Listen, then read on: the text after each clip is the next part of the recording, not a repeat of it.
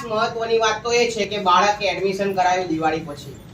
Okay, તો 10મા ધોરણમાં છોકરાઓ સૌથી મોટો રિસ્ક શું રહે કે તમે વચ્ચેથી તમે જ્યારે ટ્યુશન ચેન્જ કરો ને તો તમે આગળ જે ભણ્યા હોય ને એ સરની ટ્રિક્સ એ બધું તમારે નવું ચેન્જ થશે. પરંતુ અમે લોકોએ આને અમારી સિસ્ટમમાં ઢાળી નાખ્યો, બરાબર. અમે લોકોએ આને અમારી સિસ્ટમમાં સેટ કરી નાખ્યો અને પછી જે અભૂતપૂર્વ સફળતા મળી છે એ તમારી આંખોની સામે જ છે.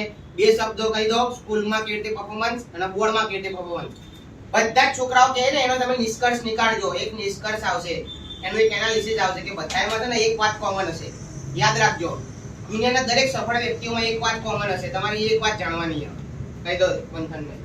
પહેલા તો હું ધન્યવાદ કહેવા માંગુ છું મારા સાહેબ અંકિત સાહેબ, સાગર સાહેબ બધાએ મને આ 10માની આ જે બોર્ડની પરીક્ષા હતી એમાં ખૂબ મદદ કરી અને મારા રિઝલ્ટને સુધાર્યું.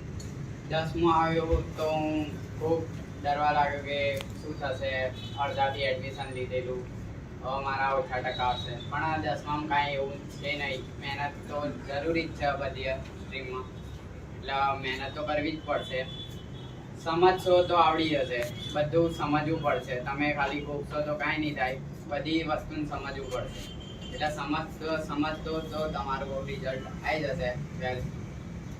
એમ તો સ્કૂલની પરીક્ષા એટલી હાર્ડ નથી અને બોર્ડની પરીક્ષા પણ સ્કૂલની પરીક્ષા આપો એમ જ બોર્ડની પરીક્ષા છે. એટલે તમે પોતાની મહેનત કરજો અને કોઈને આમ કોઈને બતાવવા ના કરતા, પોતાની મહેનત કરજો. આટલું જ કહેવા માંગુ. એક ખાસ વાત કરો